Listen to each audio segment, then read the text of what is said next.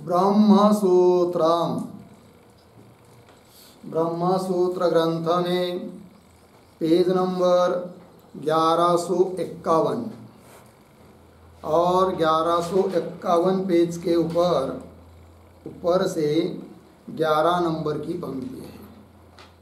यद उक्तम अनुपभुक्त फलस्य कर्मणः क्षय कल्पनायाम शास्त्रम कदर्थितम स्यात् इति। ठीक है, आइए भाई, तो बात यह चल रही है चतुर्थाध्याय प्रथम पाद, और चतुर्थाध्याय के प्रथम पाद का यह 9 नंबर का अधिकरण चल रहा है, और इस अधिकरण का नाम है तद अधिगमाधिकरणम। ठीक, और इस अधिकरण का विचार विषय बताया था कि ब्रह्म तत्व का साक्षात्कार होने के बाद उस साक्षात्कार के पूर्व का जो पाप है उसका नाश होता है या नहीं, और तत्वज्ञान होने के बाद कदाचित देह इंद्रियों के व्यापार से पाप उत्पन्न होता है तो उसका लेप उस ज्ञानी पुरुष को लगता है या नहीं, इस बात की चर्चा विचार इस अधिकरण में हो रहा है। जबकि पूर्व पक्ष ने कहा था कि ब्रह्म तत्व का साक्षात्कार होने के बाद भी ज्ञानी के पाप का नाश नहीं होता है, ये सब बात बताई थी उसने। और फिर उस पूर्व पक्षी का निराकरण करके सिद्धांतियों ने इस बात की सिद्धि कर दी कि ज्ञान के महात्म्य से उस ज्ञानी को पीछे के पूर्व का पाप वो नष्ट हो जाता है, ज्ञानी के लिए वो पाप नहीं रहता, पाप पीछे का नष्ट होता है और आगे के पाप का लेप नहीं लगता है। इस बात को सिद्धांतियों ने बता दिया, तब पूर्व पक्षी का खंडन हुआ। किंतु पूर्व पक्षी ने अपनी बात बताते समय जो बोला था वो पूर्व पक्षी अपनी बात सिद्ध करने के लिए और सिद्धांतियों का खंडन करने के लिए उन एक एक बात को उठाकर पुनः उस पूर्व पक्षी का निराकरण किया जा रहा है। तो वही ये वाक्य है, यद उक्तम, जो पूर्व पक्षी ने यह बात कही थी, क्या बात है वो, उस बात को पहले बता रहे हैं, फिर उसका खंडन करेंगे सिद्धांती। तो ये जो पंक्ति चालू हुई है यद उक्तम, उसके पूर्व में एक वाक्य लिख लीजिए अवतरण के रूप में। तो लिखेंगे एवं सिद्धांतम उपपाद्य, एवं सिद्धांतम उपपाद्य परोक्तम अनुद्य, परोक्तम अनुद्य दूषयति यद उक्तम इति। ठीक है, एवं इस प्रकार अभी तक सिद्धांत का उत्पादन किया, फिर परोक्तम अर्थात पूर्व पक्ष ने जो बात कही थी उसका अनुवाद करके उसका निराकरण किया जा रहा है। तो पंक्ति को देखिए, यद उक्तम, जो पूर्व पक्ष ने कहा है क्या, अनुपभुक्त फलस्य कर्मणः क्षय कल्पनायाम शास्त्रम कदर्थितम स्यात् इति। अनुपभुक्त मतलब जिस कर्म के फल का उपभोग हुआ नहीं है, ऐसा कर्म कि जिसने अभी तक अपना फल नहीं दिया है, अनुपभुक्त फल वाला कर्म, और उस कर्म का नाश यदि मानते हैं तो क्या होगा, शास्त्रम कदर्थितम स्यात्। कदर्थितम शब्द का अर्थ होता है बाधितम, तो शास्त्र बाधित होगा, ये बात बोला था पूर्व पक्षी। कौन सा शास्त्र, तो शास्त्रम शब्द का अर्थ लिखिए फल बोधक शास्त्रम। शास्त्रम का मतलब है फल बोधक शास्त्रम, अर्थात अमुक अमुक कर्म का, यज्ञादिकों का अमुक अमुक फल होता है, या अमुक अमुक पाप का अमुक फल होता है, इस प्रकार बताने वाला जो शास्त्र है वो शास्त्र बाधित हो जाएगा, व्यर्थ हो जाएगा यदि भोग के बिना भी कर्म का नाश मानेंगे तो। ऐसा कहा था पूर्व पक्षी ने। उत्तर दे रहा है अब सिद्धांती, न एषः दोषः, यह कोई दोष नहीं है। क्यों भाई? आगे, न ही वयम कर्मणः फलदायिनीं शक्तिम अवजानीमहे, अर्धविराम, विद्यते एव सा, अर्धविराम, सा तो विद्यादिना कारणांतरेण प्रतिबध्यते इति वदामः। ठीक है, देखो भाई अर्थ, न का अन्वय आगे कहा अवजानीमहे के पहले रहेगा, तो कैसा अन्वय करना हो तो कर लीजिए। ही वयम कर्मण फलदायिनीं शक्तिम, पीछे का शुरू का न, फिर आगे अवजानीमहे, आगे पुनः दो शब्द छोड़कर सा, पीछे विद्यते एव, आगे तू, पीछे सा, आगे विद्यादिना कारणांतरेण, आगे सरल है, विद्यादिना कारणांतरेण प्रतिबध्यते इति वदामः। देखो भाई यार, नैषा दोष, यह कोई दोष नहीं है। क्यों? अर्थात शास्त्र कदर्थित नहीं होगा। कैसे बता रहे सिद्धांती, ही वयम, हम लोग, कर्मण फलदायिनीं शक्तिम, कर्म में फल देने की शक्ति है, इस बात को न अवजानीमहे, अर्थात इस बात की हम अवहेलना नहीं करते हैं, तिरस्कार नहीं करते हैं, अस्वीकार नहीं करते हैं। ये बात तो हमको स्वीकार है। कौन सी? कि उस कर्म में, शास्त्र के अनुसार, शास्त्र में जो बात बताई है, इस कर्म का ये फल, तो उस कर्म में उस प्रकार का फल देने की शक्ति है, ये तो हम भी मानते हैं वेदांती, हम कहाँ नहीं कर रहे।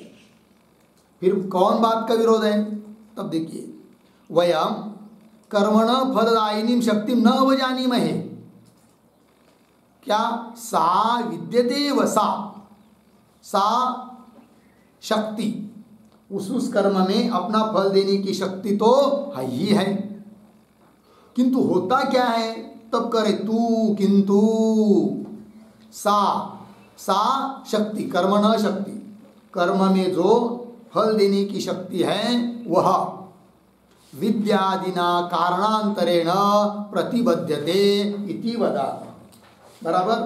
तो विद्यादिना, विद्यादिना शब्द का अर्थ लिखिए ब्रह्म विद्या, विद्या मतलब ब्रह्म विद्या, तो ब्रह्म विद्या इत्यादि अन्य कारणों के द्वारा प्रतिबंधित होती है, ये हम कहते हैं। ठीक, कर्म में अपना फल देने की शक्ति है, किंतु ब्रह्म विद्या प्राप्त हो गई तो फिर वो शक्ति कर्म की रुक जाती है, वो अपनी फल नहीं देते, ये इसका मतलब। तो कारणांतरेण प्रतिबद्धते इति वदामः। ठीक, आगे चलिए। शक्ति सद्भाव मात्रे च शास्त्रम व्याप्रियते, अर्धविराम, न प्रतिबंध अप्रतिबंधयोः अपि। ठीक, शास्त्र कदर्थित नहीं होगा, बाधित नहीं होगा, क्योंकि शास्त्र का व्यापार कितने अंश तक है वो बता रहे कि जिसका खंडन हम नहीं कर रहे। क्या? तो शक्ति सद्भाव मात्रे च शास्त्रम व्याप्रियते, शास्त्र का व्यापार इतने अंश में ही है क्या कि इस कर्म में उस फल देने की शक्ति है, इतनी बात ही केवल शास्त्र बता रहा है। अमुक कर्म करेंगे उसका अमुक फल होता है, ये शास्त्र बताता है और वो हमको मान्य है। बराबर? आगे, तो शक्ति सद्भाव मात्रे, शक्ति है कर्म में, इस बात को कहने में ही शास्त्रम व्याप्रियते, शास्त्र का व्यापार है। फिर किस बात के लिए शास्त्र का व्यापार नहीं है? तब आगे कह रहे प्रतिबंध अप्रतिबंधयो अपि न। ठीक है, तो प्रतिबंध होता है उस कर्म का, है कि नहीं? इस बात के लिए शास्त्र का व्यापार नहीं है। शास्त्र का इतना ही अंश में लेना कि कर्म शास्त्र ने बता दिया, यज्ञ, ये ज्योतिष्ठोम यज्ञ करेंगे उसका ये फल, दर्श पूर्णमास याग करेंगे उसका ये फल, कोई दुरित कर्म होता है उसका ये फल, इतना बताया। किंतु उस फल का किसी से प्रतिबंध होता ही नहीं, ऐसा नहीं शास्त्र कह रहा है। यदि शास्त्र ने ऐसा कहा होता कि किसी से प्रतिबंध नहीं होता, तब तो हे पूर्व पक्षी तुम्हारी बात हम मानते, क्योंकि प्रतिबंध मानने पर शास्त्र बाधित होगा। किंतु शास्त्र ने ये तो नहीं कहा है कि प्रतिबंध नहीं होता है करके, है? अपितु प्रतिबंध होता है, ब्रह्म साक्षात्कार से कर्म क्षीण हो जाते, अर्थात वो फल नहीं देते, यही शास्त्र का अभिप्राय है। वही कह रहे न प्रतिबंध अप्रतिबंधयो अपि शास्त्रम न व्याप्रियते इत्यर्थः। ये जो पंक्ति है इसके आधार पर एक छोटी सी टिप्पणी लिखते हैं हम लोग। लिखेंगे, आया है ना यहाँ पर, शक्ति सद्भाव मात्रे च शास्त्रम व्याप्रियते इत्यादि। उसके आधार पर विधि निषेध शास्त्रम,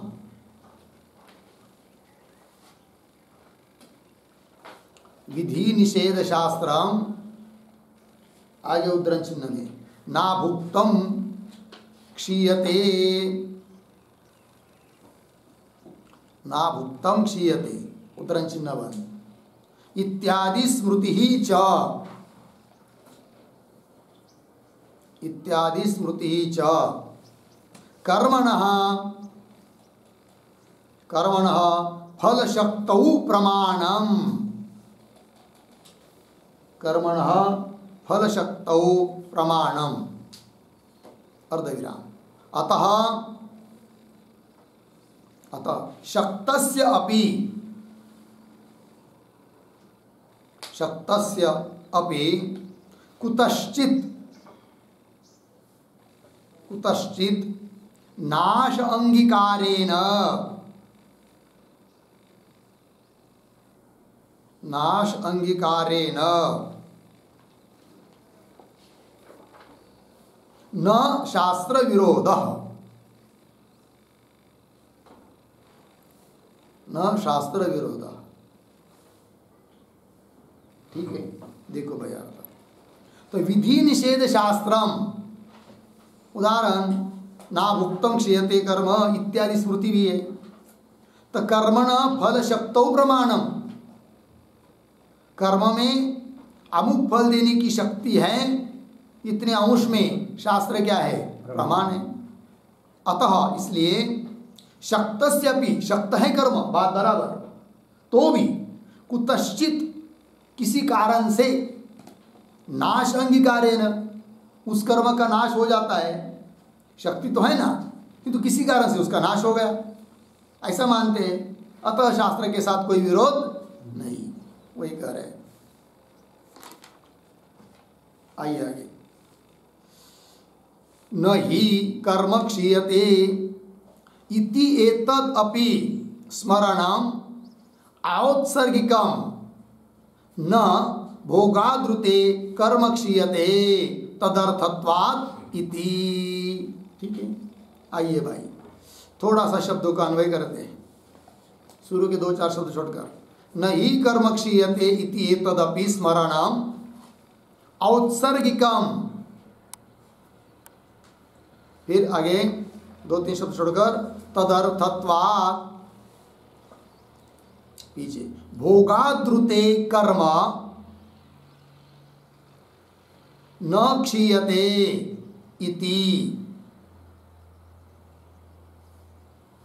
ठीक है, आइए, और ये जो पंक्ति चालू हुई नहीं कर्म इत्यादि, तो नहीं के पूर्व में एक वाक्य लिख लेते हैं, विदित्सित विद्यास्तुति ही एव, विदित्सित विद्यास्तुति ही, सॉरी वो नहीं लिखना है, एक मिनट। नहीं के पहले जो अवतरण चिन्ह वाक्य लिखना है ना, वो लिख लीजिए अभी। वो छोड़ दीजिए। यत्तु उद्धरण चिन्ह में ना भुक्तम क्षीयते कर्म, ना भुक्तम क्षीयते कर्म उद्धरण चिन्ह बन इत्यादि स्मृते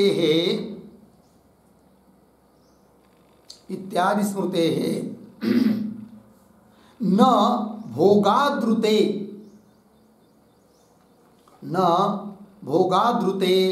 कर्मक्षयः अस्ति इति अर्धविराम तत्र आह नहि इति, तत्र आह नहि इति। ठीक है, देखो भाई अर्थ। तो पूर्व पक्ष ने जो बात कही है, यत्तु ना भुक्तम क्षीयते कर्म, अभुक्तम कर्म न क्षीयते, भोग दिए बिना कर्म नष्ट नहीं होता है। इत्यादि स्मृते है, इत्यादि स्मृति के अनुसार न भोगाद्रुते कर्मक्षय, भोग के बिना कर्म का नाश नहीं होता है, ऐसा कहा था पूर्व पक्षी ने। तत्र आह, अब उसको उत्तर दे रहे नहीं इत्यादि पंक्ति से। तो पंक्ति को देखिए, नहीं कर्म क्षीयते इति एतत् स्मरणम, स्मरणम स्मृति वाक्य। तो कर्म भोग दिए बिना नष्ट नहीं होता है, यह जो स्मृति वाक्य है यह कैसा है? औत्सर्गिका। औत्सर्गिक का मतलब होता है सामान्य नियम है ना। औत्सर्गिकम तदर्थत्वात्, और फल देने के लिए ही कर्म होता है।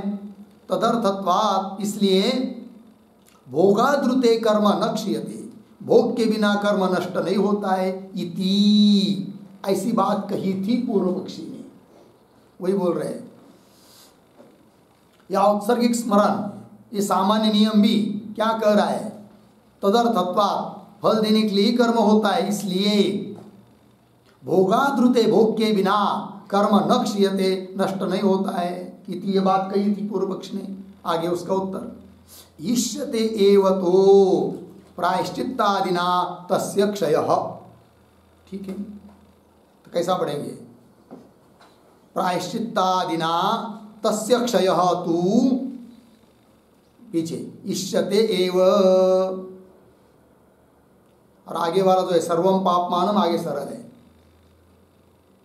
और ये जो इष्यते इत्यादि पंक्ति है उसके भी पूर्व में एक वाक्य लिखिए, अवतरण। तर्हि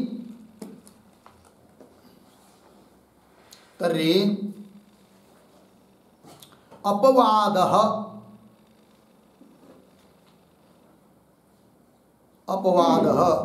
केन उत्सर्गस्य स्यात्, किंवा कस्य उत्सर्गस्य स्यात्। अपवादः कस्य उत्सर्गस्य स्यात्, तत्र आह इष्यते इति। ठीक है, देखो भाई। तो फिर उत्सर्ग तो बता दिया, उत्सर्ग के लिए अपवाद होता है, तो कौन से उत्सर्ग का कैसा अपवाद है, इस बात को बता रहे इष्यते इत्यादि पंक्ति से। देखिए फिर, प्रायश्चित्तादिना, प्रायश्चित्त विधि के द्वारा, तस्य क्षयः तु इष्यते। वो जो औत्सर्गिक नियम बताया, नहीं कर्म क्षीयते, भोग के बिना कर्म नष्ट नहीं होता है, सामान्य नियम। और उसका बाद होता है अपवाद से। अपवाद क्या है? एक तो अपवाद है प्रायश्चित्त, तो प्रायश्चित्त करेंगे तो उस कर्म पाप, उसके लिए तो प्रायश्चित्त बताया है ना। अतः प्रायश्चित्त से कर्म नष्ट हो जाता है। कौन सा? दुरित कर्म, पाप कर्म। जिस पाप का जो प्रायश्चित्त बताया है, उस प्रायश्चित्त का अनुष्ठान करेंगे तो वह पाप नष्ट हो जाता है। प्रायश्चित्त कोई नैमित्तिक स्वरूप नहीं है, ये सिद्धांति कह रहे हैं। तो प्रायश्चित्तादिना तस्य क्षय तो इष्यते एव। बोलेंगे क्यों? तो विधान है वैसा। क्या है? सर्वम पापमानम तरति, सभी पाप से तैर जाता है। और तरति ब्रह्महत्याम य अश्वमेधेन यजते, य ऊच एनम एव वेद इत्यादि श्रुति स्मृतिभ्यः। ठीक है। तो तरति ब्रह्म हत्या यह अश्वमेधेन यजते, जो अश्वमेध नाम का याग करता है वह ब्रह्म हत्या को भी तैर जाता है, अर्थात ब्रह्म हत्या का पाप भी क्षालन हो जाता है। यह उ च एनम एवं वेद, और जो कोई इसको जानता है, ये सब वचन दिया स्मृति श्रुति स्मृति इत्यादि श्रुति स्मृतिभ्य। इन श्रुति स्मृति से जाना जाता है कि प्रायश्चित्तादिना, आदि शब्द से ब्रह्म ज्ञान, तो प्रायश्चित्त ब्रह्म ज्ञान इत्यादि के द्वारा तस्य कर्मणः क्षयः इष्यते एव, उस कर्म का क्षय तो होता ही है, ये बात कह रहे। अर्थात औत्सर्गिक जो सामान्य नियम है उसका यह अपवाद है, प्रायश्चित्त भी और ब्रह्मज्ञान, क्योंकि ब्रह्मज्ञान होने से पीछे के कर्म नष्ट हो जाते हैं और आगे के कर्म का लेप नहीं लगता, ये बात है। इतनी बात लगी, आगे चलिए। यत्तुक्तम नैमित्तिकानि प्रायश्चित्तानि भविष्यन्ति इति तद असत्। तो यत्तुक्तम इति तक पूर्व पक्षी ने जो बात कही थी उसका अनुवाद है, तद असत से उसको सिद्धांति उत्तर दे रहे हैं। अब ये जो पंक्ति है यत्तुक्तम, यत् के पूर्व में भी एक वाक्य लिखिए, अवतरण प्रायश्चित्तानाम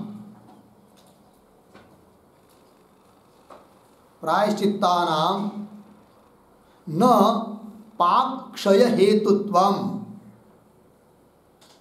न पाप क्षय हेतुत्वम गृहदाह इष्ट्यादिवत्, गृहदाह इष्ट्यादिवत् नैमित्तिकत्वेन फलांतर योगात्, नैमित्तिकत्वेन फलांतर योगात् इति उक्तम अनुवदति, इति उक्तम अनुवदति यत्तु इति। देखिए भाई अर्थ, तो प्रायश्चित्तानाम न पाप क्षय हेतुत्वम ऐसा बोला था पूर्व पक्षी, प्रायश्चित्त करेंगे तो भी उससे पाप का क्षय नहीं होगा। फिर क्या, तो प्रायश्चित्त नैमित्तिक रूप सिद्ध हो जाएंगे, ऐसा बोला था पूर्व पक्षी। उसके लिए उसने दृष्टांत भी दिया था, गृहदाह इष्ट्यादिवत, घर जलना निमित्त है और उससे उस निमित्त से कोई इष्ट की जाती है या किया जाता है, उस प्रकार प्रायश्चित्तानाम न पाप क्षय हेतुत्वम गृहदाह इष्ट्यादिवत, इस प्रकार नैमित्तिकत्वेन, और प्रायश्चित्तादि नैमित्तिक हो जाने से उनके लिए अन्य फल की कल्पना की जा सकती है, फलांतर योगा, ऐसा बोला था कौन, पूर्व पक्षी। उसका अब अनुवाद कर रहे हैं यत्तु इत्यादि पंक्ति से। तो यत्तु उत्तम, यह बात भी पूर्व पक्षी ने कही है, कौन, नैमित्तिकानि प्रायश्चित्तानि भविष्यन्ति, नैमित्तिक है कि नहीं, नैमित्तिक प्रायश्चित्तानि, प्रायश्चित्तानि नैमित्तिकानि भविष्यन्ति इत्यर्थ। प्रायश्चित्त क्या बन जाएंगे, नैमित्तिक कर्म बन जाएंगे, नैमित्तिक कर्म उनको मान लेंगे, और नैमित्तिक कर्म जो होता है उसका कोई विशेष पुण्य आदि उत्पन्न होते हैं, उसका स्वतंत्र फल होता है, अर्थात प्रायश्चित्त से पाप का क्षालन नहीं होगा, ऐसा बोला था कौन, पूर्व पक्षी। उत्तर दे रहे उसको, तद असत, वह भी पूर्व पक्षी का कहना ठीक नहीं है। कैसे, तो बता रहे आगे, किंतु आगे जो पंक्ति है उसके पहले तद असत, तद के पहले एक वाक्य लिखेंगे, यथा, यथा उद्धरण चिन्ह में मलिनः स्नायात्, मलिनः स्नायात् उद्धरण चिन्ह वन, इति उक्ते, इति उक्ते स्नान फलम, स्नान फलम मल निवृत्ति गम्यते, मल निवृत्ति गम्यते, तथा, तथा उद्धरण चिन्ह में ब्रह्महा द्वादश वार्षिकम ब्रह्महा 12 वार्षिकम व्रतम चरेत उद्धरण चिन्ह बन इति उक्ते ब्रह्महत्या निवृत्ति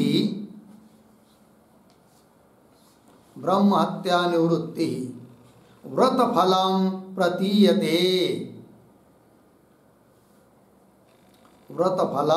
प्रतीयते अर्धविराम तेन दृष्ट त्यागेन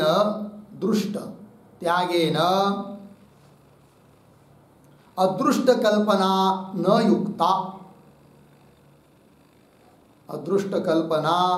युक्ता इति आह तदिति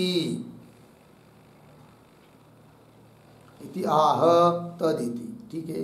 देखो भाई अर्थ यथा मलिन स्नायात् वाक्य है।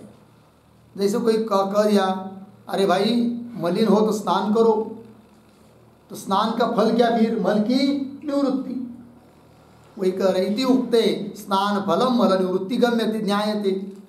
तथा उस प्रकार वाक्य है श्रुति ब्रह्महा 12 वार्षिकम व्रतम चरेत। जिसने ब्रह्म हत्या की है ऐसा ब्रह्म हत्यारा ब्राह्मण की जिसने हत्या की है ऐसा कोई व्यक्ति हो तो वो क्या करे भाई 12 वार्षिकम 12 साल तक व्रत करे, ये बताया। तो इति उक्ते ब्रह्म हत्या निवृत्ति व्रत फलम प्रतीयते। व्रत का फल क्या फिर ब्रह्म हत्या की निवृत्ति। जैसे स्नान का फल मल की निवृत्ति, वैसे ब्रह्म हत्या की निवृत्ति ये व्रत का फल प्रत्यक्ष दिखाई दे रहा है। फिर इस प्रकार का दृष्ट फल को छोड़कर दृष्ट त्यागेन अदृष्ट कल्पना न युक्ता। दुष्ट फल को छोड़कर अदृष्ट किसी अन्य फल की कल्पना करना उचित नहीं है, क्योंकि अदृष्ट फल की कल्पना वहाँ पर की जाती है जहाँ पर दुष्ट फल संभव नहीं है। या तो प्रत्यक्ष श्रुति फल बता रही है ब्रह्म हत्या की निवृत्ति व्रत का फल, तो अन्य फल की कल्पना करना उचित नहीं है। अर्थात प्रायश्चित्त से भी पाप का क्षालन होता है, ये सिद्धांत बात, ठीक है। तो जैसे प्रायश्चित्त से पाप का क्षालन होता है, उस पाप का क्षालन होता है, उस प्रकार ब्रह्म साक्षात्कार से भी पाप की निवृत्ति होती है। यह बात आइए आगे। तद असत मिल गया ना, यही आगे दोष संयोगेन चोद्यमानानाम येषाम दोष निर्घात फल संभवे फलांतर कल्पना अनुपपत्ते है। ठीक है, सरल है अर्थ। देखिए भाई, तो पूर्व पक्षी का खंडन कर रहे हैं, जबकि पूर्व पक्ष ने कहा था प्रायश्चित्त को नैमित्तिक कर्म मान लेंगे और उसका विशेष फल की कल्पना करेंगे, किंतु प्रायश्चित्त से पाप का क्षालन नहीं मानेंगे, ये बोला था पूर्व पक्षी। उसको बोल रहे, उत्तर दे रहे तद असत। क्यों? दोष संयोगेन चोद्यमानानाम येषाम, दोष होने से, दोष का संबंध हो गया, कोई ब्रह्म हत्या हो गई, गो हत्या हो गई, तो दोष का संबंध हो जाने के कारण विहित है ये प्रायश्चित्त विधि, प्रायश्चित्त कर्म। अतः प्रायश्चित्त कर्मों का फल वही होगा जो कि दोष की निवृत्ति। वही कह रहे हैं दोष संयोगेन चोद्यमानानाम, चोद्यमानानाम शब्द का अर्थ लिखिए विधीयमानानाम, विधीयमानानाम, चोद्यमानानाम मतलब विधीयमानानाम। फिर आगे शब्द आया येषाम, येषाम का अर्थ प्रायश्चित्तानाम, प्रायश्चित्तानाम।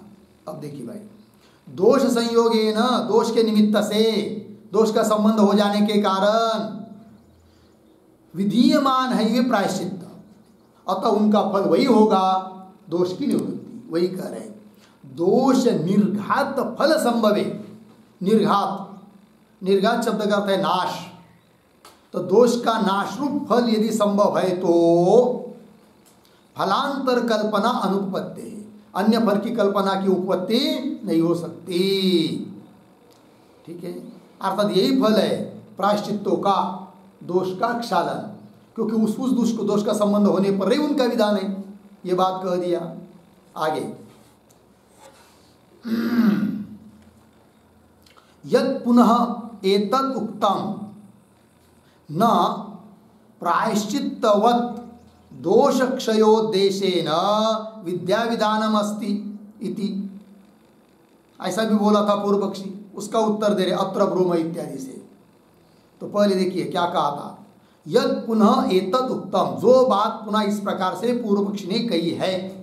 क्या कही है भाई? तो यद पुनः एतद उत्तम, उत्तम के बाद थोड़ा अन्वय करते हैं एक शब्द छोड़कर, प्रायश्चित्तवत्,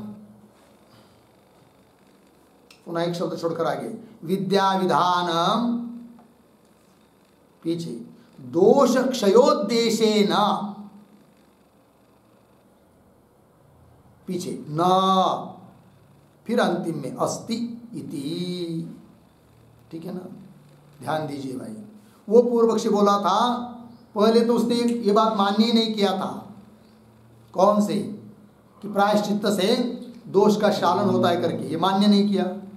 फिर बाद में पुनः स्वीकार कर लिया पूर्व पक्षी ने, मान लेते हैं प्रायश्चित्त करेंगे तो उस पाप का क्षालन हो जाएगा, क्योंकि पाप क्षय के उद्देश्य से ही प्रायश्चित्त का विधान है, इसलिए मान लेते हैं।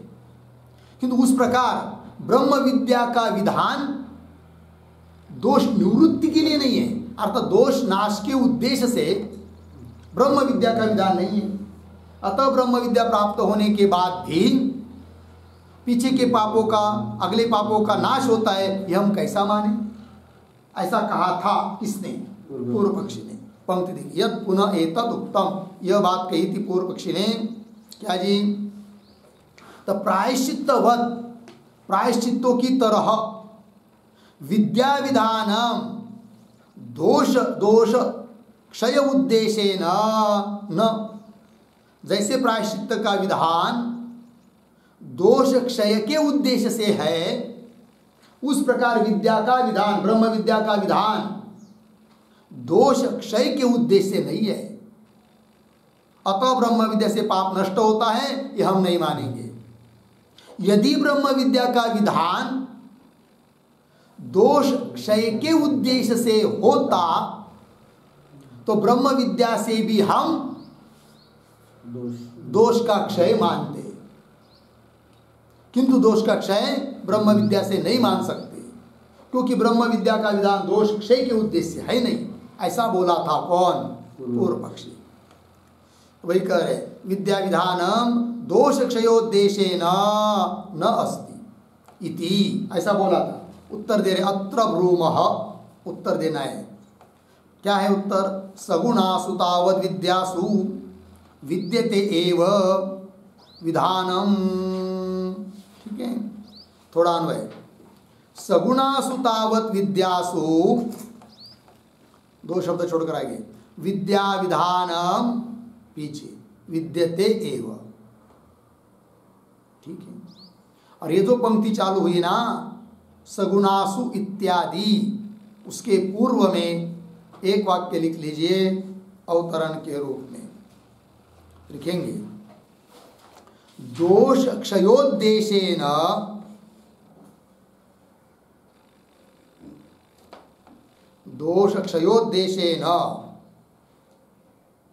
सगुण विद्यासु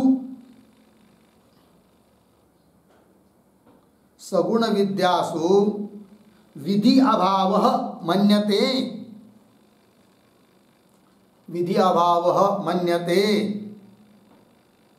अथवा निर्गुण विद्यायाम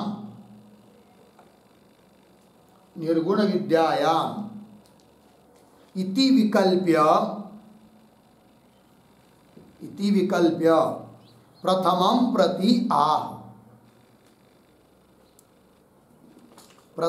प्रति आह सगुणासु इति।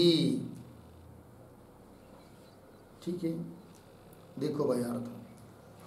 तो दोष क्षयोद्देशेन, विकल्प करके पूछ रहे पूर्व पक्षी को, हे पूर्व पक्षी, तुम जो बोल रहे हो कि दोष क्षय के उद्देश्य से विद्या का विधान नहीं है, किंतु हमको एक बात बताओ, दोष क्षय के उद्देश्य से सगुण विद्या का विधान नहीं है, ये तुम मानते हो, अथवा दोष क्षय के उद्देश्य से निर्गुण विद्या का विधान नहीं ऐसा मानते हो?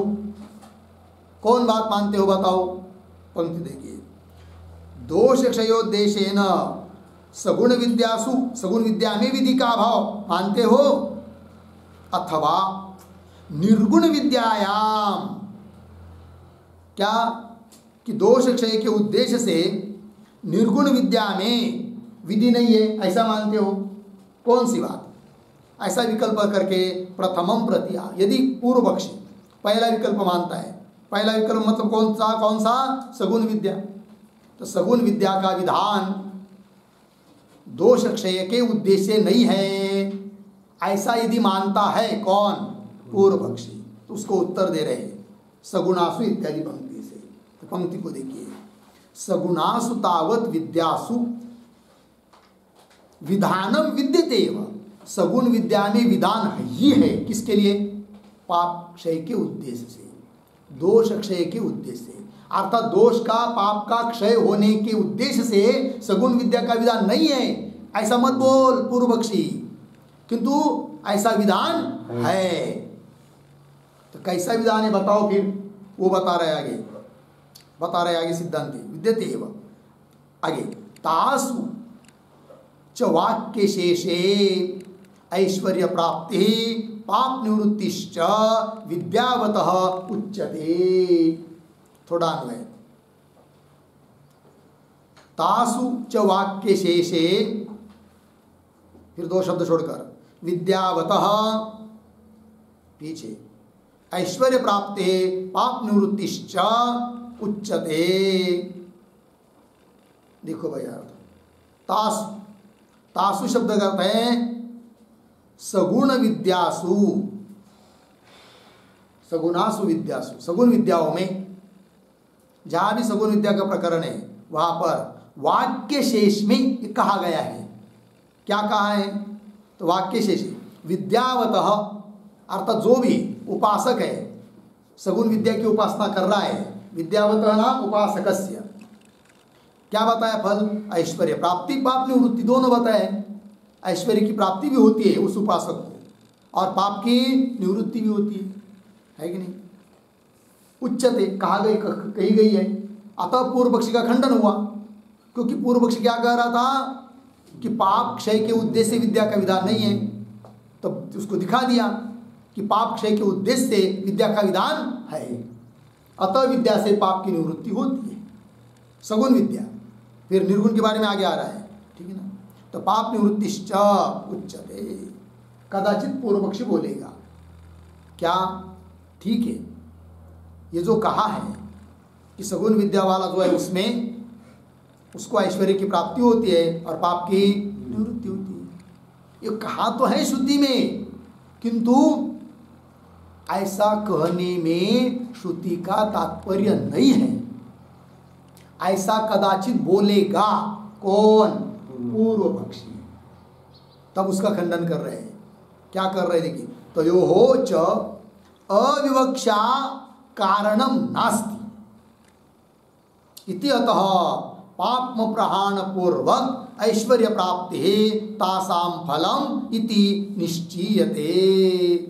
ठीक है, आइए भाई, तो ये जो पंक्ति चालू हुई तयोः के पूर्व में एक वाक्य लिखिए, अवतरण, विदित्सित विद्यास्तुति, विदित्सित विद्यास्तुति एव पाप्मादि निवृत्ति श्रुति, पाप्मादि निवृत्ति श्रुति इति आशंक्य आह तयोश्च इति पूर्ण विराम। आगे, उभय संयोगित्वेन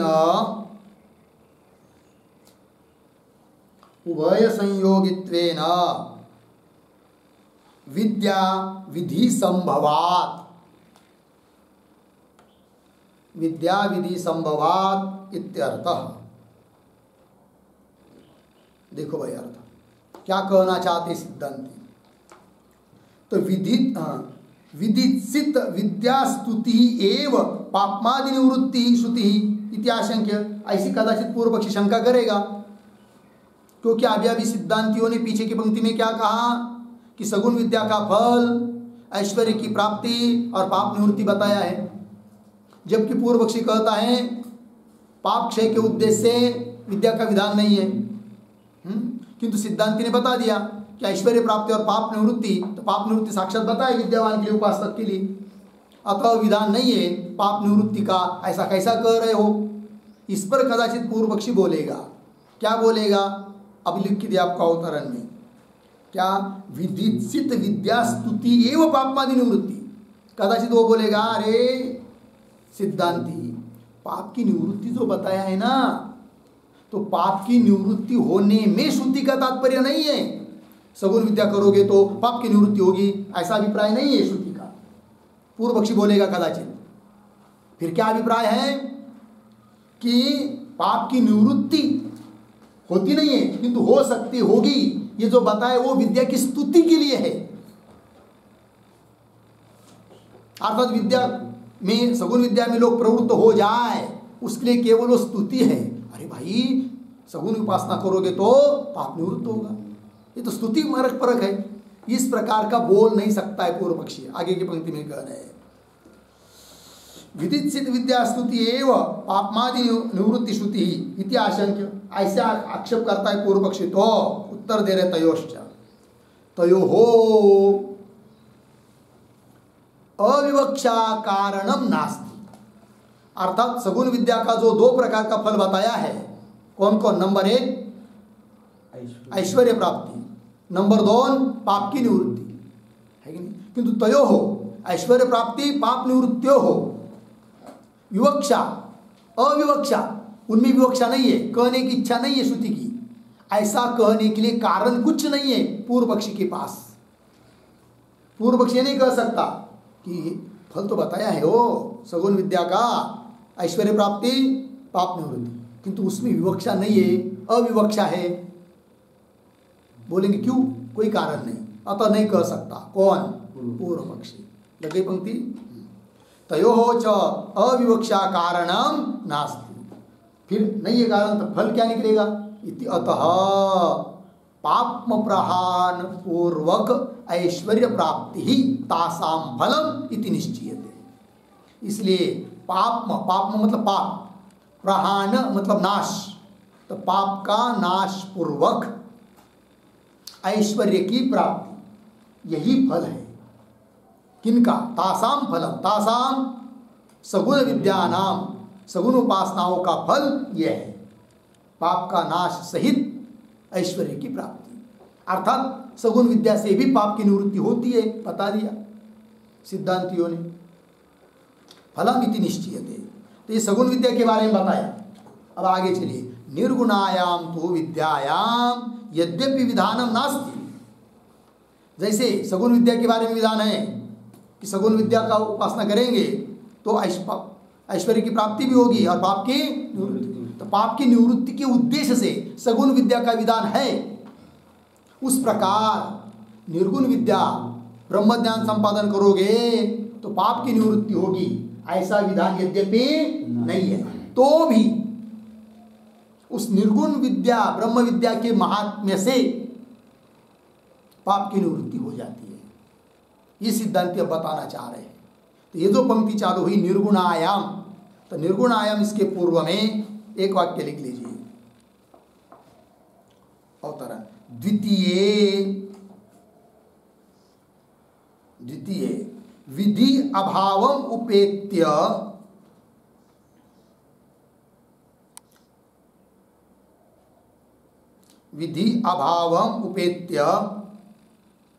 विद्या स्वभावात् एव विद्या स्वभावात् एव पाप क्षय फलत्वम आह। पाप क्षय फलत्वम आह निर्गुण इति। ठीक है, आइए भाई, दो विकल्प किए थे ना पूर्व पक्षी को सिद्धांतियों ने। सगुण विद्या में विधान नहीं है, पाप क्षय के उद्देश्य विधान नहीं है, या निर्गुण विद्या में। तो सगुण विद्या में तो विधान ही है, अतः खंडन हो गया। फिर द्वितीय दूसरा विकल्प मानेगा कदाचित पूर्व पक्षी कि निर्गुण विद्या का विधान पाप के क्षय के उद्देश्य नहीं है। तब सिद्धांती बोल रहे द्वितीय विद्या भावम, ठीक है, वैसा विधान नहीं है। तो भी विद्या स्वभावात्, ब्रह्म विद्या का ऐसा स्वभाव है कि जिसके कारण स्वभावात् एव पाप क्षय फलत्व, पाप का क्या होता है, क्षय होता है। ये बात कह रहे निर्गुण इत्यादि पंक्ति से। देखो फिर, निर्गुणायाम तो विद्यायाम यद्यपि विधानम नास्ति। निर्गुण ब्रह्म विद्या में यद्यपि इस प्रकार का विधान नहीं है। क्या अमुक अमुक पाप का शालन करना हो तो निर्गुण ब्रह्म विद्या प्राप्त करो, अर्थात ब्रह्म साक्षात्कार प्राप्त करो, ऐसा विधान नहीं है। तो भी तथापि आगे आ रहा है, तो निर्गुणायाम तो विद्यायाम यद्यपि विधानम नास्ति तथापि अकर्तृ आत्मबोधात् कर्म प्रदाह सिद्धि। विधान न होने पर भी अकर्तृ आत्मत्व बोधा, आत्मा अकर्ता है, अभोक्ता है, ऐसा ज्ञानी में निश्चय हो जाने से उसके प्रभाव से ही कर्म प्रदाह सिद्धि। प्रदाह, प्रदाह शब्द का अर्थ होता है नाश, कर्म के नाश की सिद्धि हो जाती है। ठीक है, कैसे क्या वो आगे दे रहे, किंतु उसके पहले ये जो पंक्ति है तथापि अकर्तृ आत्मबोधात् कर्म प्रदाह सिद्धि, उसके आधार पर एक टिप्पणी लिखते हम लोग, लिखेंगे तत्वज्ञानम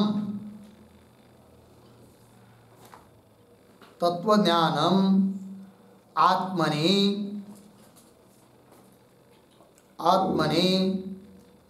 अशेष दुरित नाशकम, अशेष दुरित नाशकम। आगे अर्धविराम, आगे तन्मूल अध्यास बाधकत्वात्, तन्मूल अध्यास बाधकत्वात्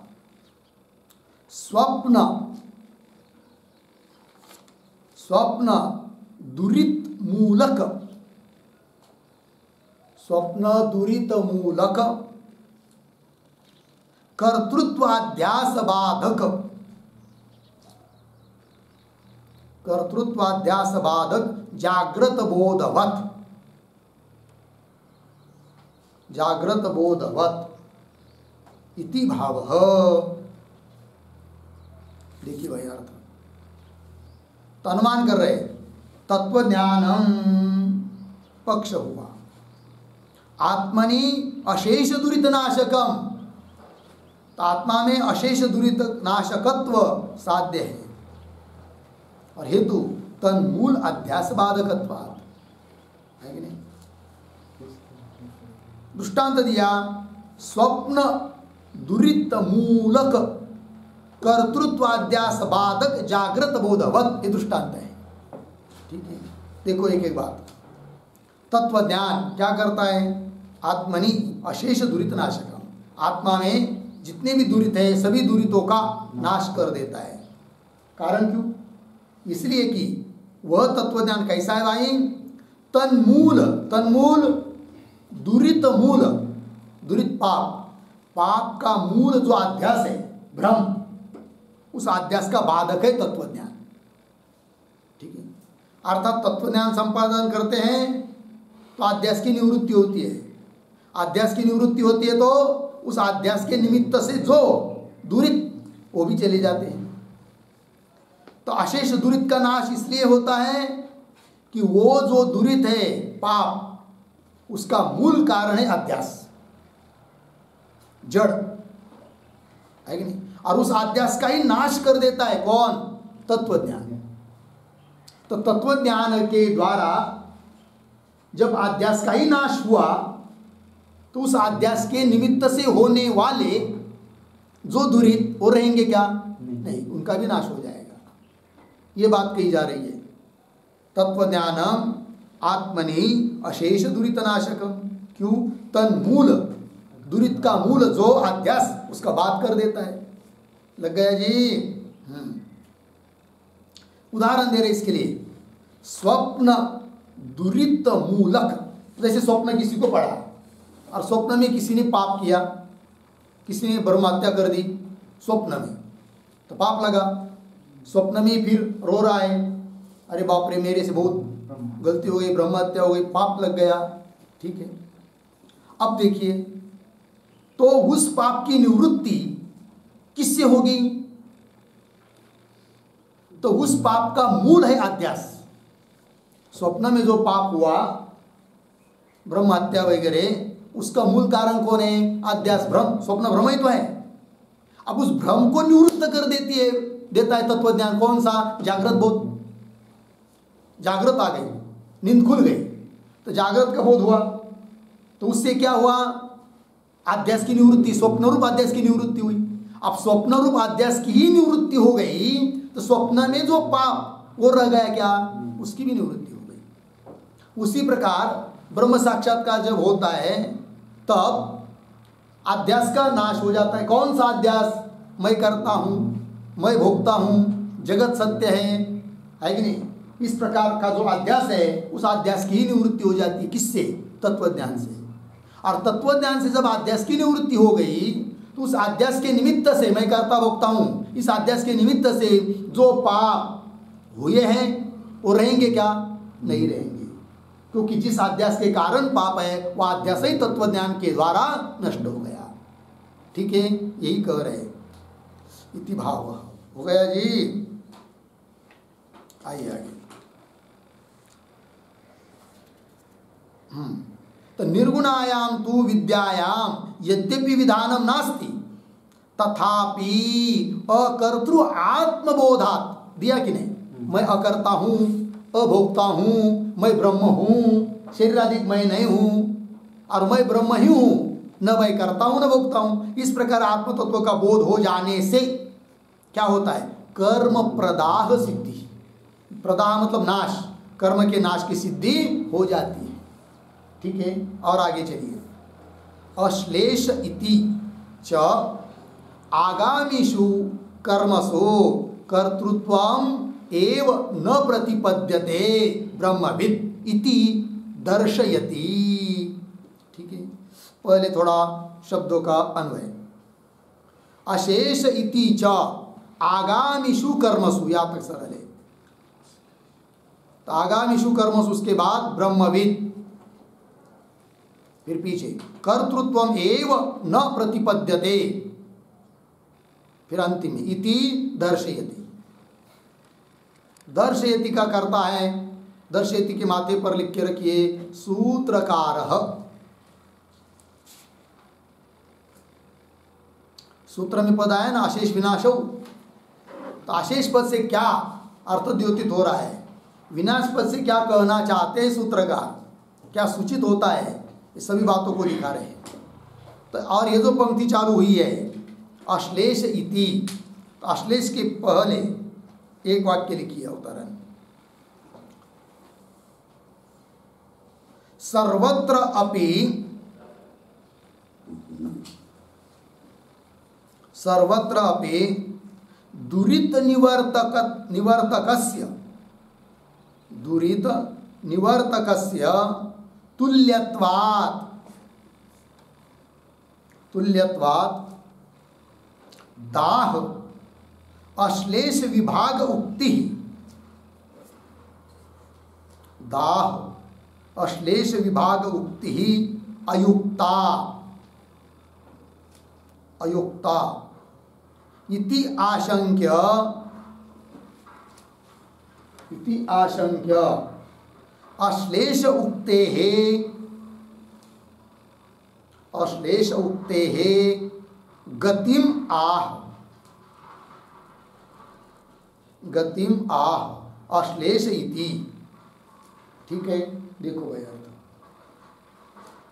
कदाचित कोई बोलेगा क्या सर्वत्र अपि दुरित निवर्तकस्य तुल्यत्वात्, चाहे ज्ञान होने के पहले का पाप हो चाहे आगे का पाप हो, दुरित मतलब पाप, उसका नाश ही तो करना है, नाश ही तो कहना है। तो ऐसे होते हुए भी क्यों ऐसा अलग अलग बताया? अश्लेष विनाशौ, ऐसा आया है ना, अश्लेष विनाशौ, ऐसा अलग अलग क्यों कहा? ऐसी कोई शंका करेगा?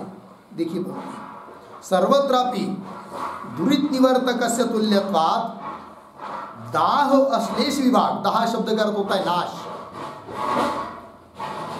है कि नहीं? अश्लेष और विनाश ऐसे दो शब्द है ना।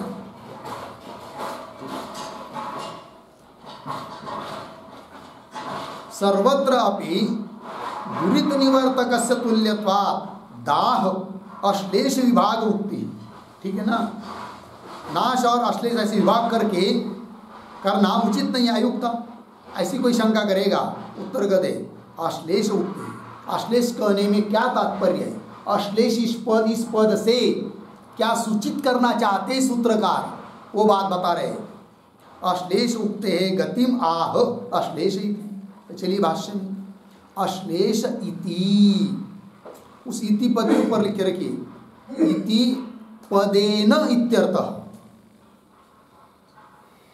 क्या अर्थ होगा फिर? अश्लेष इति मतलब इति पदेन, अश्लेष इति पदेन इत्यर्थः।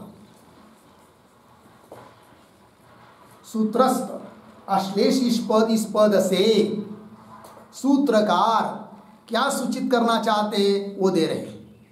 अश्लेष इति च आगामीषु कर्मसु, आगामी कर्म, तत्वज्ञान होने के बाद में होने वाला कर्म, उन कर्मों में क्या जी? ब्रह्मविद कर्तृत्वम एव न प्रतिपद्यते, ब्रह्मवेत्ता कर्तृत्व को प्राप्त ही नहीं करता है कि नहीं? न प्रतिपद्यते इति दर्शयति, इस बात को दर्शित कर रहे, सूचित कर रहे हैं सूत्रकार भगवान। तभी तो आगे होने वाले कर्मों का लेप उसको लगता नहीं है। क्यों? उस लेप लगने के लिए जो कर्तृत्व चाहिए कर्मों के बारे में कि मैं इस कर्म का करता हूं, ऐसा कर्तृत्व उसमें है ही नहीं है। तो कर्तृत्व की प्राप्ति ही नहीं है ब्रह्मवेत्ता के लिए, इसलिए तो आगे वाले होने वाले कर्म का लेप उसको लगता नहीं है। ये बात आइए, ये जो पंक्ति है ना, कर्तृत्वम एव न प्रतिपद्यते इत्यादि, उस पर थोड़ा सा लिखते हम लोग, एक दो वाक्य टिप्पणी लिखेंगे। सर्वम अपि व्यापारम, सर्वम अपि व्यापारम कार्यकरण संघाताश्रयम, कार्यकरण संघाताश्रयम पश्यन् अविक्रिय ब्रह्मात्मदर्शी, अविक्रिय ब्रह्मात्मदर्शी कर्तृत्वम एव स्वस्य न मन्यते, कर्तृत्वम एव स्वस्य न मन्यते, न मन्यते, पूर्ण विराम। आगे मूलाध्यास अनुत्पत्ते है, मूलाध्यास अनुत्पत्ते है पापस्य अश्लेषः, पापस्य अश्लेषः अर्धविराम, तन्नाशात् तद्विनाशः भवति, तन्नाशात् तद्विनाशः भवति, पूर्ण विराम। आगे न च परकर्तृकेन, न च परकर्तृकेन पापेन, पापेन स्वयं लिप्यते, स्वयं लिप्यते इत्यर्थः। ठीक है, देखो भाई अर्थ, सर्वम अपि व्यापारम, ज्ञानी की क्या सोच है? भाष्य पंक्ति में आया था ना, तो आगे होने वाले कर्मों में कर्तृत्व ही प्राप्त नहीं होता है ज्ञानी के लिए। क्यों नहीं प्राप्त होता है? क्योंकि ज्ञानी का विचार क्या है वो बता रहे हैं। तो सर्वम अपि व्यापारम, जो भी कोई शरीर से व्यापार हो रहा है वो सब किसका व्यापार है? ज्ञानी नहीं कहता कि मेरा व्यापार है, मैं तो अकर्ता हूँ। फिर व्यापार किसमें हो रहा है? कार्य करण संगाताश्रय, कार्य शरीर, करण इंद्रियादि, संगात समूह। तो कार्यकरण का जो शरीर इंद्रियादिकों का जो संगात है उसके आश्रय से ये सब व्यापार है, और उस शरीर के साथ ही मेरा कुछ संबंध नहीं है। तो उस शरीर के धर्म, जो शरीर का व्यापार, उसके साथ मेरा क्या धर्म रहेगा, क्या संबंध रहेगा? कुछ नहीं। अतः मैं करता नहीं, भोगता नहीं, ये सोचता है ज्ञानी। तो कार्यकरण संगात आश्रयम पश्यन, ऐसा पहनारा ज्ञानी अविक्रिय ब्रह्मात्मदर्शी, विकार रहित ब्रह्मरूप आत्मा का दर्शन कर रहा है, वो उस अनुभव में रह रहा है ज्ञानी महात्मा। ऐसी स्थिति में कर्तृत्वम एव स्वस्य न मन्यते, है कि नहीं? स्वयं का कर्तृत्व वो मानता ही नहीं है, ये बात। अब उसको फिर कर्तृत्व ही नहीं है तो फिर उसको पाप भी नहीं लगेगा, अर्थात पाप का अश्लेष, अलेप। वही दे रहे आगे, मूल अध्यास अनुत्पत्ति है। ज्ञानी महात्मा में मूल अध्यास की उत्पत्ति न होने से, मूल अध्यास कौन? कर्तृत्वाध्यास, ये लिखा है ना, मूल अध्यास अनुत्पत्ति। मूल अध्यास मतलब क्या? उसके माथे पर लिखे कर्तृत्वाध्यास।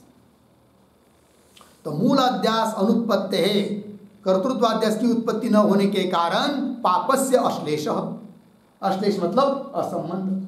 क्यों? नियम है तन्नाशा तद्विनाश, मूल अध्यास का ही नाश हुआ तो उस पाप का विनाश, तद्विनाश, पाप का अश्लेष असंबंध, तद्विनाश भवति। क्यों? नियम है न च पर कर्तृकेन पापेन स्वयं लिप्यते, देवदत्त ने किया हुआ पाप, उस पाप का फल यज्ञ दत्तों को मिलेगा क्या? नहीं, कुछ संबंध नहीं है। उस प्रकार ज्ञानी अकर्ता है और करने वाला शरीर इंद्रियादिक है, और जो कि अपने से ज्ञानी से भिन्न है। ज्ञानी सोचता है कि शरीर इंद्रियादिक में इसके साथ मेरा कोई संबंध नहीं है, तो व्यापार कर रहे कौन? शरीर इंद्रियादिक, वो कर रहे हैं, उसका मेरे साथ क्या संबंध है? तो दूसरे के द्वारा किए हुए कर्म, उसका लेप ज्ञानी को नहीं लगता है। ठीक है, फिर किसको लेप लगेगा? जो शरीर इंद्रिय के साथ तादाद में पकड़ के बैठा है। किया शरीर ने, इंद्रियों ने, मन ने, कहता है मैंने किया, तो मैंने किया तो फिर भोग, उसको लेप लगेगा, ज्ञानी को नहीं। वही कह रहे न च पर कर्तृ, पर कर्तृ को नहीं, यहाँ पर संगत, शरीर इंद्रियों का संगत है, उसके द्वारा किए हुए पाप, उससे वो लिप्त नहीं होता है ज्ञानी महात्मा। ये बात बता दिया। हो गया जी? आइए आगे आगे। अतिक्रांतिषु तु यद्यपि, ठीक है ना, देखिए ये जो पंक्ति चालू हुई अतिक्रांतिषु इत्यादि, उसके पूर्व में एक वाक्य लिखिए अवतरण, विद्योत्पत्ते है,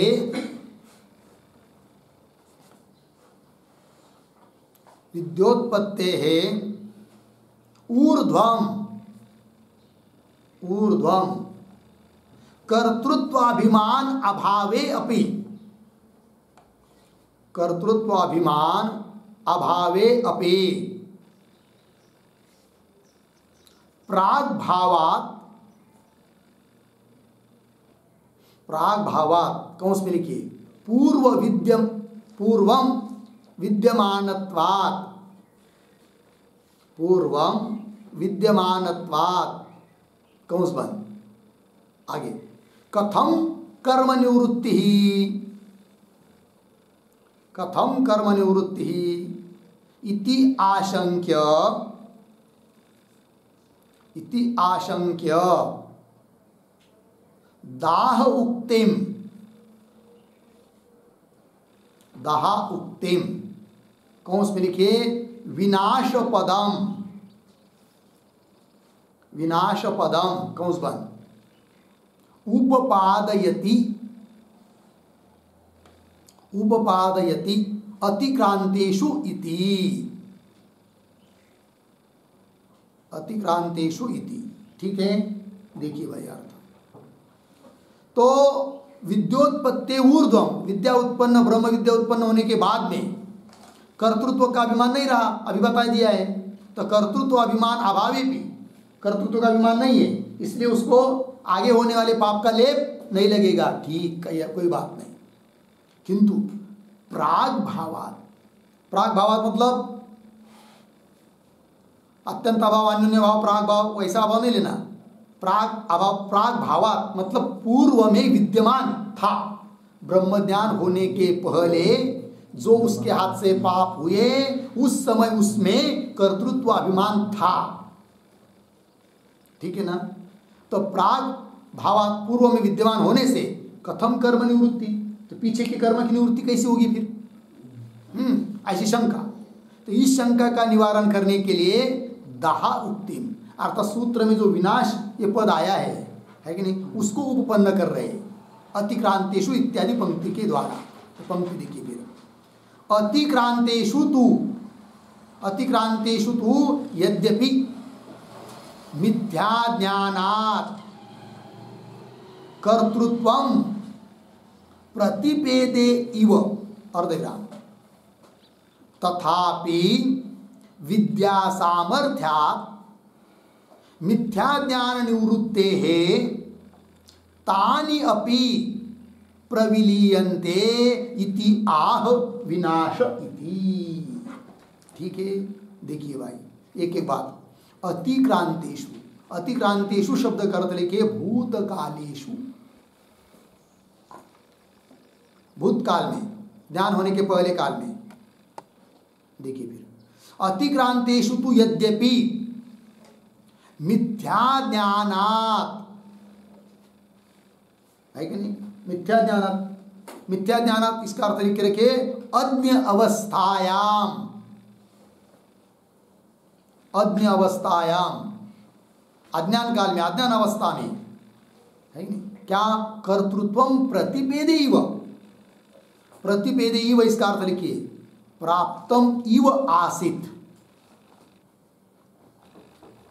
प्राप्तम इव आसित, जैसे कि प्राप्त ही था कर्तृत्व, हो गया ना। देखो भाई अर्थ, तो भूत ज्ञान होने के पहले भूतकाल में जो भी कर्म किए उसने, वहां उस समय तो अज्ञान अवस्था में मिथ्या ज्ञान के कारण, भ्रम अध्यास के कारण, तो उसमें उसको जैसे क्या कर्तृत्व प्राप्त ही था। भले आत्मा तीनों काल में अकर्ता है, किंतु ऐसा ज्ञान नहीं था ना उस समय, वो तो स्वयं को कर्ता समझता था, है कि नहीं। तो जैसे कि कर्तृत्व प्राप्त था, और यदि कर्तृत्व था तब हुए जो पाप, उसकी निवृत्ति कैसी होगी फिर, ये प्रश्न। तब कह रहा है कि तथापि, तो भी विद्या सामर्थ्य, ब्रह्म विद्या का ऐसा सामर्थ्य है क्या, तो उस विद्या के सामर्थ्य से मिथ्या ज्ञान निवृत्ति, मिथ्या ज्ञान की, अध्यास की क्या होती है, निवृत्ति होती है। अर्थात जो पहले स्वयं को कर्ता भोक्ता समझता था, अब नहीं समझ रहा है, निवृत्ति हो गई। तो विद्या सामर्थ्यात् मिथ्या ज्ञान निवृत्ते, मिथ्या ज्ञान निवृत्त हो जाने के कारण तानि अपि प्रविलीयन्ते, तानि अपि, तानि अपि का अर्थ लिखे अतीत कर्माणि अपि, तानि अपि पद आया है ना, उसका अर्थ अतीत कर्माणि अपि प्रविलीयन्ते, नष्ट हो जाते हैं।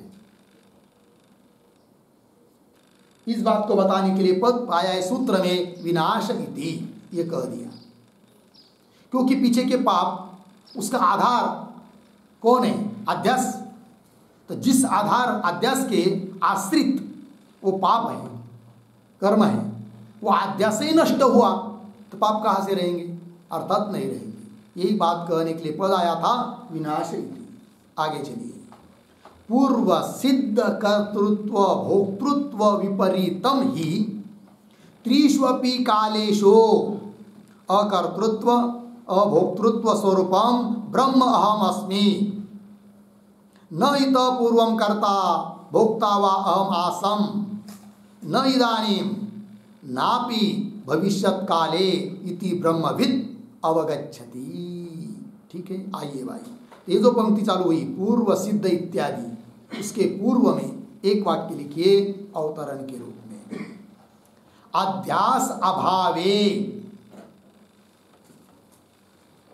अध्यास अभावे विद्वत् अनुभवम आह, विद्वत् अनुभवम आह पूर्व इति। ठीक है, पूर्व इति। देखो भाई अर्थ, तो ब्रह्म ज्ञान हो गया तब आध्यास का अभाव हो जाता है, और आध्यास का अभाव होने के कारण उस आध्यास के आश्रित रहने वाले जो भूतकालीन पाप वो भी नष्ट हो जाते हैं। ठीक है, किंतु आध्यास का अभाव होता है, ये कैसे? तो विद्वान ज्ञानी पुरुष का अनुभव बता रहे हैं, क्या अनुभव होता है करके। तो पंक्ति को देखिए, पूर्व सिद्ध कर्तृत्व भोक्तृत्व, भोक्तृत्व विपरीतम। पूर्व मतलब ज्ञान होने के पहले जो स्वयं को कर्तृत्व कर्ता भोक्ता मान रहा था, अब उसकी विपरीत ज्ञान उसको हो गया कि मैं न करता हूं न भोक्ता हूं। वही तो पूर्व सिद्ध कर्तृत्व भोक्तृत्व विपरीतम ही, विपरीत ऐसा ज्ञान उत्पन्न होता है। कैसा? वो दे रहे, त्रिष्वपि कालेषु, तीनों कालों में क्या? अकर्तृत्व अभोक्तृत्व स्वरूपम ब्रह्म। तीनों कालों में ब्रह्म कैसा है? अकर्ता है अभोक्ता है। अब वो ब्रह्म मैं हूं, ये ज्ञानी सोचता है ना। त्रिष्वपि कालेषु अकर्तृत्व मतलब कर्तृत्व रहित, अभोक्तृत्व भोक्तृत्व रहित ऐसे स्वरूप वाला ब्रह्म अहम अस्मि, मैं हूं। और क्या अनुभव है ज्ञानी का? आगे, न इतः पूर्वम कर्ता भोक्ता वा अहम आसम। इसके पहले भी, ज्ञान होने के पहले भी सचमुच में मैं न तो करता था न तो भोक्ता था। भ्रम के कारण मैं समझता था स्वयं को कर्ता भोक्ता, किंतु वस्तुतः मैं कर्ता भोक्ता नहीं था। ये चिंतन, न इतः पूर्वम कर्ता भोक्ता वा अहम आसम। अच्छा, अभी न इदानीम, अब भी मैं करता नहीं हूं भोक्ता नहीं हूं। नापि भविष्यत काले, भविष्य काल में भी मैं करता नहीं हूँगा भोक्ता भी नहीं हूँगा। नापि भविष्यत काले इति ब्रह्मविद अवगच्छति। इस प्रकार ब्रह्मविद जानता है, ये ब्रह्मवेत्ता का अनुभव है। अतः ब्रह्म ज्ञान के सामर्थ्य से अध्यास निवृत्त हुआ, अतः भूतकाल के पाप भी नष्ट हो जाते हैं। इसी बात को बताया भगवान सूत्रकार ने विनाश शब्द का उच्चारण करके। आगे चलिए, एवं एव च मोक्ष उपपद्यते। ठीक है, अब क्या बात कह रहे? एवं के पहले एक वाक्य लिखिए छोटा सा अवतरण। मोक्ष शास्त्र अनुपपत्त्या, मोक्ष शास्त्र अनुपपत्त्या अपि अपि ज्ञानात् कर्म क्षय सिद्धि, ज्ञानात् कर्म क्षय सिद्धि इति आह। एवं इति, एवं इति पूर्ण विराम। आगे एक एवं एव ऐसे जो पद आया है ना भाष्य पंक्ति में, एवं एव, उसका अर्थ लिखिए। एवं एव बराबर ज्ञानात् कर्म क्षये सति एव, ज्ञानात् कर्म क्षये सति एव इत्यर्थः। देखिए भाई अर्थ, तो अवतरण पंक्ति में लिखा कि मोक्षस्य कर्म मोक्ष शास्त्र अनुपपत्त्या अपि ज्ञानात् कर्मक्षय सिद्धि। ध्यान दीजिए, यदि ज्ञान से कर्म का नाश नहीं मानेंगे तो मोक्ष सिद्ध नहीं हो पाएगा, ये कहा था। क्योंकि ज्ञान होने पर भी कर्म तो वैसा ही है, कर्म तो अपना फल देने के लिए जन्म देगा, फिर मोक्ष कहाँ से मिलेगा? फिर मोक्ष शास्त्र व्यर्थ हो जाएगा। तो मोक्ष शास्त्र की अनुपपत्ति न हो, इससे भी सिद्ध होता है कि ज्ञान से कर्म का नाश होता है। वही कह रहे मोक्ष शास्त्र अनुपत्त्यापि ज्ञानात् कर्मक्षय सिद्धि इति। ठीक है, आगे एवं इत्यादि पंक्ति से तो क्या करे? एवं एव, एवं एव का अर्थ लिख दिया है। एवं एव मतलब ज्ञानात् कर्मक्षये सति एव, ज्ञान से कर्म का क्षय होने पर ही मोक्ष उपपद्यते, मोक्ष उपपन्न हो जाता है, नहीं तो मोक्ष भी सिद्ध नहीं होगा, ये दिक्कत आएगी। कुल मिलाकर ज्ञान से कर्म का, पीछे के कर्म का नाश, आगे के कर्म का अलेप, ये सिद्ध हुआ। आगे चलिए, वही करे और स्पष्ट कर रहे इसी बात को आगे पंक्ति में। एवं एवं च मोक्ष उपपद्यते अन्यथा ही अनादिकाल प्रवृत्तानां कर्मणां क्षयाभावे मोक्षाभावो स्यात्। अन्यथा, अन्यथा, अन्यथा मतलब ब्रह्म ज्ञान से कर्म का क्षय नहीं मानेंगे तो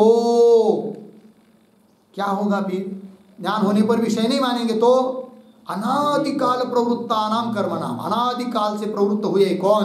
कर्म। फिर उस कर्माणाम क्षयाभावे, कर्म का नाश नहीं मानेंगे तो मोक्षाभाव स्यात्, मोक्ष ही नहीं मिलेगा। अतः सिद्ध हुआ ज्ञान से कर्म का क्षय होता है, सिद्धांत। ठीक, आगे चलिए। न च देश का निमित्तापेक्ष मोक्ष कर्म फलवत भवितुम अर्हति का, क्यों? अनित्यत्व प्रसंग। थोड़ा अन्वय, च फिर 2-3 शब्द छोड़कर आगे, कर्म फलवत पीछे, मोक्ष पीछे, देश का निमित्तापेक्ष आगे, भवितुम वाक्य के शुरू में न, फिर आगे अर्हति, आगे सरल है, अनित्यत्व प्रसंगात। और ये जो पंक्ति चालू हुई न च, न च के पहले एक वाक्य लिखिए, अवतरण लिखेंगे, मोक्षस्य कर्म फल साम्यम उक्तम, मोक्षस्य कर्म फल साम्यम उक्ताम निरस्यति, निरस्यति न च इति। ठीक है, देखो भाई, पूर्व पक्ष ने कहा था कर्म फल की तरह मोक्ष भी मिल जाएगा देश काल निमित्त से, ऐसा कहा था पूर्व पक्षी ने। उसका निराकरण कर रहे हैं, क्या? च कर्म फलवत, कर्म फल की तरह मोक्ष देश काल निमित्त की अपेक्षा नहीं रखता है। देश काल निमित्त अपेक्षा हाँ भवितुम न अर्हति, देश काल की अपेक्षा वाला नहीं है। यदि देश काल की अपेक्षा से मोक्ष होगा तो कर्म की तरह वह भी अनित्य हो जाएगा। कर्म का फल जैसा अनित्य है वैसा मोक्ष भी क्या होगा? फिर अनित्य होगा। वो तो बात उचित नहीं है। अतः देश काल निमित्त की अपेक्षा नहीं है, अनित्यत्व प्रसंगात हो गया। आगे परोक्षत्वानुपपत्तिश्च ज्ञान फलस्य, च ज्ञान फलस्य परोक्षत्वानुपपत्ति, ये भी हेतु दे रहे हैं। किस बात के लिए? इस बात को समझने के लिए एक पंक्ति लिखेंगे, परोक्षत्व इस पंक्ति के पूर्व में अवतरण लिखेंगे, दृष्ट फलत्वात् च, दृष्ट फलत्वात् च विद्यायाः, विद्यायाः अर्धविराम, न तत्फलस्य, न तत्फलस्य कालांतरापेक्षा, कालांतरापेक्षा येन, येन उत्पन्न विद्यः अपि,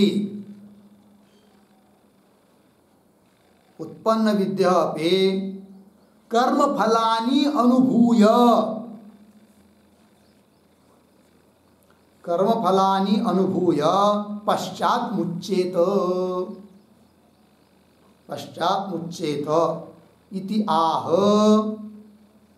परोक्षत्व इति आह परोक्षत्व इति। ठीक है, देखो भाई अर्थ, दृष्ट फलत्वाच्च विद्या, विद्या का फल, ब्रह्म विद्या का फल क्या है? दृष्ट है, प्रत्यक्ष है। इसलिए न तत्फल से कालांतर अपेक्षा, प्रत्यक्ष फल होने के कारण उस फल को कालांतर की अपेक्षा नहीं है। यदि कालांतर में फल मिलने वाला रहता तो वो फल परोक्ष हो जाता, तब तो क्या हो जाता? ज्ञान उत्पन्न होने के बाद भी उस कर्म फल को भोगेंगे, फिर बाद में मोक्ष मिलता, किंतु ऐसा नहीं है। पंक्ति देखिए, दृष्ट फलत्वात् च विद्याया न तत्फल से कालांतर अपेक्षा, तत्फल से उस फल के लिए कालांतर की अपेक्षा नहीं है। ये न जिससे कि उत्पन्न विद्या पुरुष, जिसको विद्या उत्पन्न हुई है, अविद्या उत्पन्न होने के बाद भी कर्म फलाने अनुभूय, कर्म फल का अनुभव करता, फिर मुक्त होता। किंतु कब? यदि कालांतर भावी फल की अपेक्षा होती तो, परोक्ष फल होता तो। किंतु विद्या का फल परोक्ष नहीं है, प्रत्यक्ष है। अतः ये कल्पना ठीक नहीं है पूर्व पक्षी की, ठीक है, कि ज्ञान होने पर भी कर्म नष्ट नहीं होगा, कर्म भोगेगा फिर फल मिलेगा, ये कहना ठीक नहीं है पूर्व पक्षी का, ये अभिप्राय। ज्ञान फल से परोक्षत्व अनुपत्ति, परोक्षता उसको मानने अनुपन्न है, उचित नहीं है।